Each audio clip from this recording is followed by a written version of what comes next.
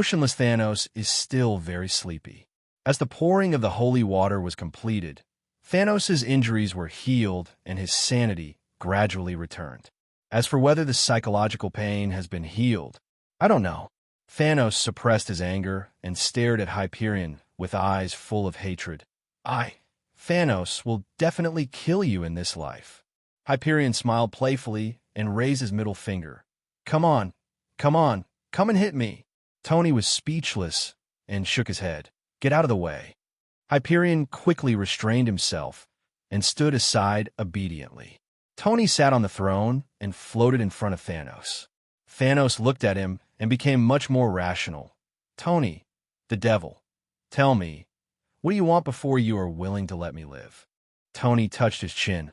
I'm almost invincible and I can't think of anything I need. Thanos said solemnly, Infinity Stones. Tony's eyes lit up and his tone rose. Oh, I'm interested. Let's talk about it.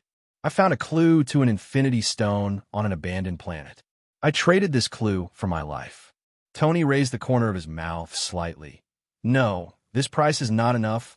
I want half of your energy. Thanos was angry. You. Tony's smile grew wider. Why, you don't want to? Thanos was furious and suppressed his anger. Are you humiliating me? Tony was too lazy to bargain and looked at Hyperion. Kick hard, kick until he agrees. Hyperion's eyes shone, and he came closer with a smile. Thanos, I promise. I promise. I promise. Hyperion looked at Thanos disappointedly. Why are you so weak? Thanos was so angry that it was hard to speak. What male creature is willing to be tough on this kind of thing? Tony stepped forward and began to devour Thanos' energy. Thanos put down his defenses and allowed himself to be devoured, and the energy fluctuations in his body began to slide rapidly. Tony used a little more force and pumped 10% more than before. Thanos dared not speak when he was angry. He lowered his head and said nothing. Tony felt the surge of power in his body, and a dark light flashed in his eyes. It's really, really exciting. How can cultivation be as satisfying as swallowing? Thanos' energy of nearly 1,000 years went into his belly. Let him go. The generals took the order and removed their imprisonment.